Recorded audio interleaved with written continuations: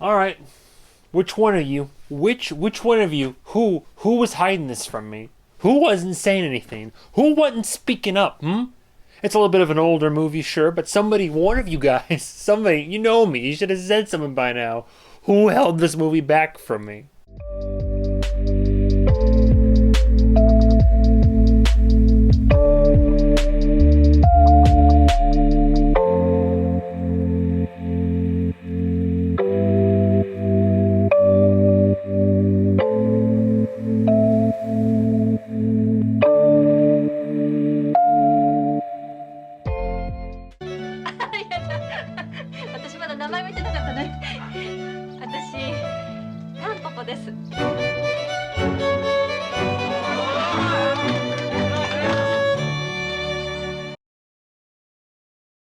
And today we have Tampopo. In Japanese translates to was it dandelion?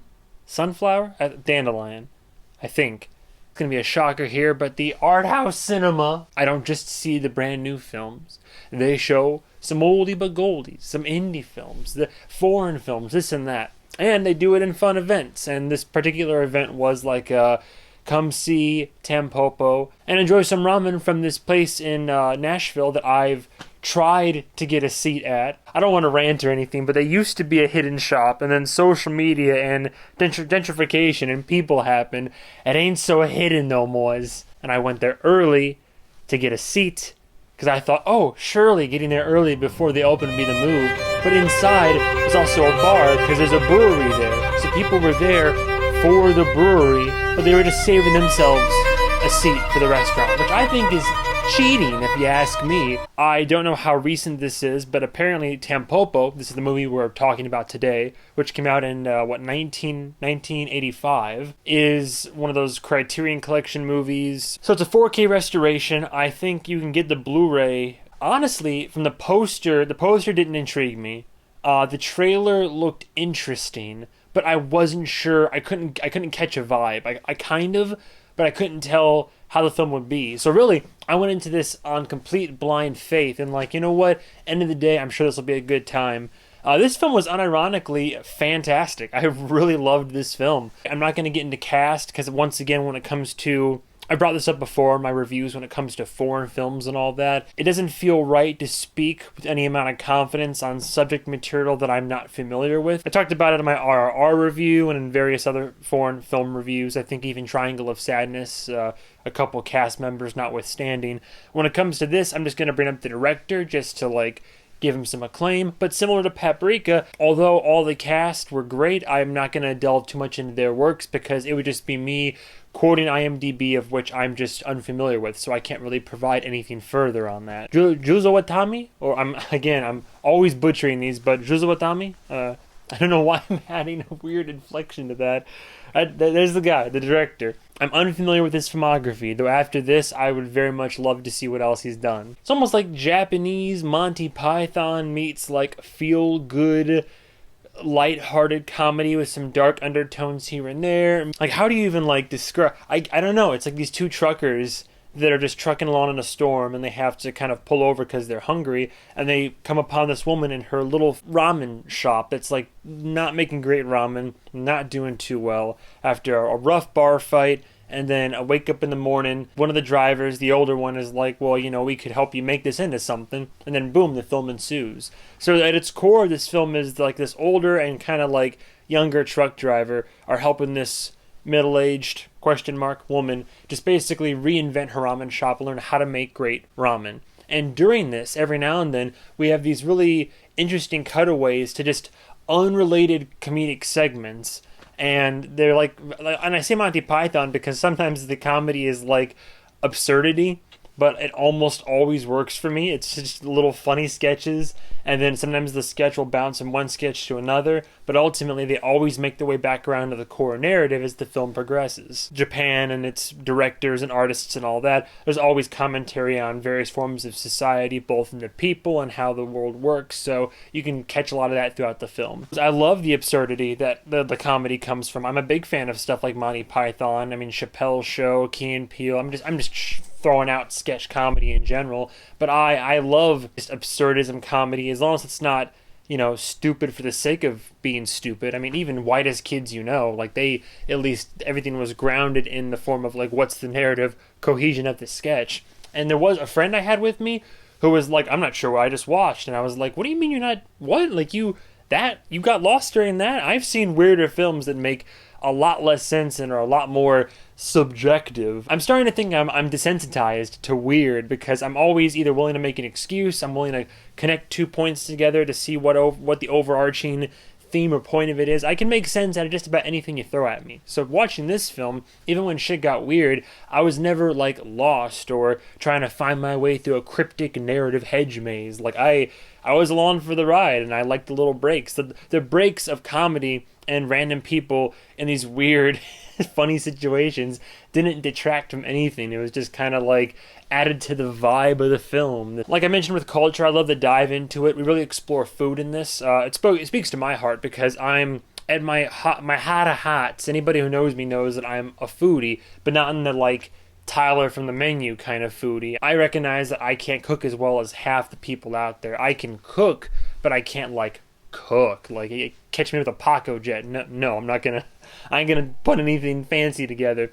But for me, it's more of an appreciation, a respect, and just I know the difference. I can recognize the difference between, shit food, mediocre, good, great, fantastic, and a lot of times it's what goes into it, not just like, there's the love from human beings, but there's the ingredients, there's how you make it. There's just, and the fact that, especially for Japan and their ramen, there's a lot of cultural significance. Americans, we have our, our hamburger, steaks, hot dogs, we have, apple pie and all. We admittedly have our own little bit of like the spectrum when it comes to food and culture, but I've noticed that when it comes to other cultures, like, the French, Japanese, Canadian, I don't know, like, a lot of other cultures have more of a reverence and respect for food.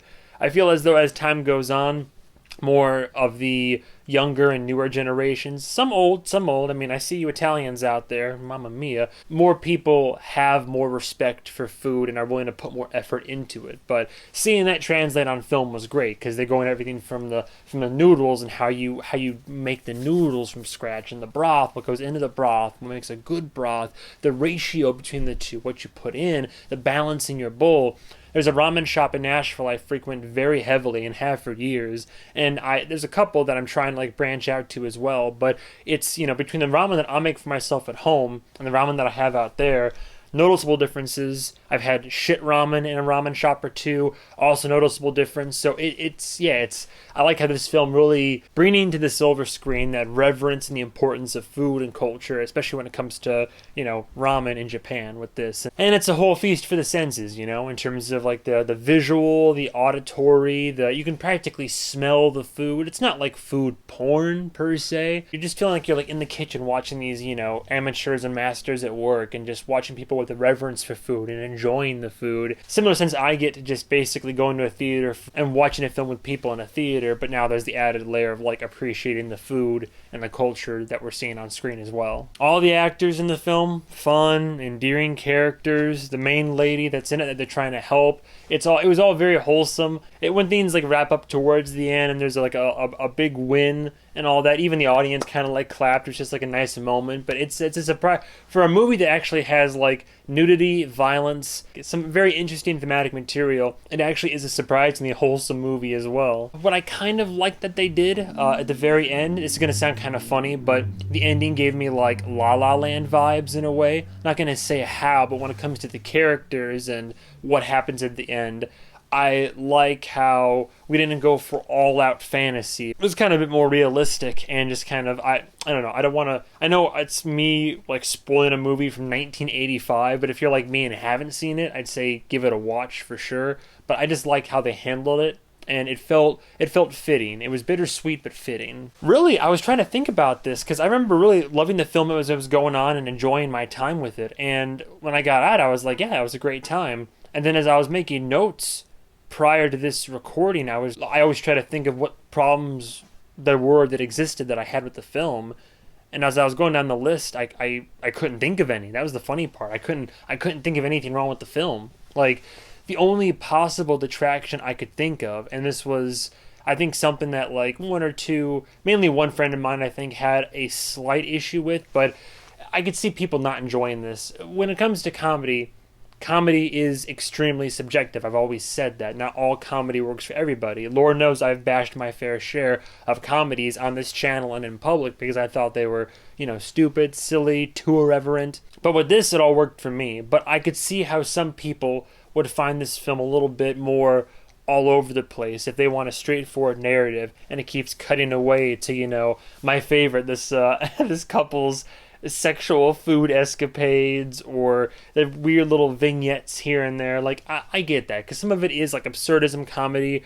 I love the style of it. It was offbeat and funny, but still also eventually would wind its way back around to the main theme of the film. I liked it. I can understand how some people wouldn't. So that way, I can at least say it wasn't a detraction for me because I liked it. But I can see how somebody would not. I'm upset that it took me this long to watch Tampopo. I had never heard of it before. I'm glad that I have. I can't wait to share this with others. It was a really fun time. Honestly, for what the film sets out to achieve in my enjoyment, I'm willing to say perfect experience.